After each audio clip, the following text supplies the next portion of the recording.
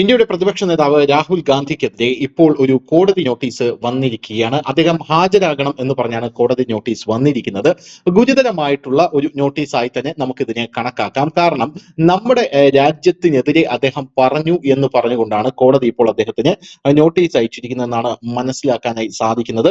Rahul Gandhi Indian state എന്ന് പറയുന്നത് ശ്രദ്ധയിൽപ്പെട്ടു എന്ന് പറഞ്ഞാണ് കോടതി അദ്ദേഹത്തിന് നോട്ടീസ് അയച്ചിരിക്കുന്നത്. ഏപ്രിൽ 4-നകം അദ്ദേഹം മറുപടി നൽകണം എന്നാണ് കോടതി ഇപ്പോൾ ആവശ്യപ്പെട്ടിരിക്കുന്നത്.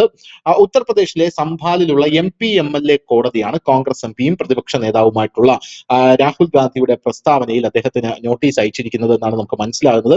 ഏപ്രിൽ 4 രാഹുൽ ഗാന്ധി കോടതിയിൽ ഹാജരാകുകയോ മറുപടി നൽകുകയോ ചെയ്യണം എന്നാണ് കോടതി ഇപ്പോൾ പറഞ്ഞിരിക്കുന്നത്. ഇനി എന്താണ് ഈ വിഷയം, എന്താണ് രാഹുൽ ഗാന്ധിക്ക് കോടതി നോട്ടീസ് അയക്കാനുണ്ടായ സാഹചര്യം എന്ന് നമുക്ക് പരിശോധിക്കാം. ഹിന്ദു ശക്തിദൾ ദേശീയ പ്രസിഡന്റ് സിമ്രാൻ ഗുപ്തയുടെ ഹർജിയിലാണ് അഡീഷണൽ ജില്ലാ ജഡ്ജി നിർഭയ് നാരായൺ സിംഗ് ഈ ഉത്തരവ് പുറപ്പെടുവിച്ചത്. ഇതിന്റെ കാരണം എന്ന് പറയുന്നത് ജനുവരി 15-ാം തീയതി ഡൽഹി കോൺഗ്രസ് ഓഫീസ് ഉദ്ഘാടന വേദിയിൽ രാഹുൽ ഗാന്ധി പറഞ്ഞ ഒരു പ്രസ്താവനയാണ്. അദ്ദേഹം പറഞ്ഞത് BJPക്കും RSSനും എതിരെ മാത്രമല്ല, ഇന്ത്യൻ ഭരണകൂടത്തിനെതിരെ കൂടെയാണ് ഞങ്ങളുടെ പോരാട്ടം എന്ന് പറഞ്ഞതായി ഹർജിക്കാരൻ ഇതിൽ പറയുന്നുണ്ട്. ഈ പ്രസ്താവന ആളുകളുടെ വികാരത്തെ വ്രണപ്പെടുത്തി. അദ്ദേഹം ഇന്ത്യൻ സ്റ്റേറ്റ് എന്ന് പറഞ്ഞ വാക്കാണ് ഉപയോഗിച്ചത്. അതായത് രാജ്യത്തിനെതിരെയുള്ള പോരാട്ടമായിട്ടാണ് രാഹുൽ ഗാന്ധി തന്റെ പോരാട്ടത്തെ പോർട്രേ ചെയ്തത് അഥവാ വർണ്ണിച്ചത് എന്നാണ് ഇപ്പോൾ ഈ ഹർജിയിൽ പറയുന്നത്.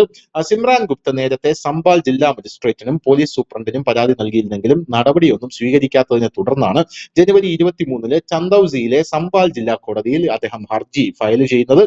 കോടതി അദ്ദേഹത്തിന്റെ പരാതി ഫയലിൽ സ്വീകരിച്ച് കോൺഗ്രസ് നേതാവ് രാഹുൽ ഗാന്ധിക്ക് നോട്ടീസ് അയക്കുകയായിരുന്നു.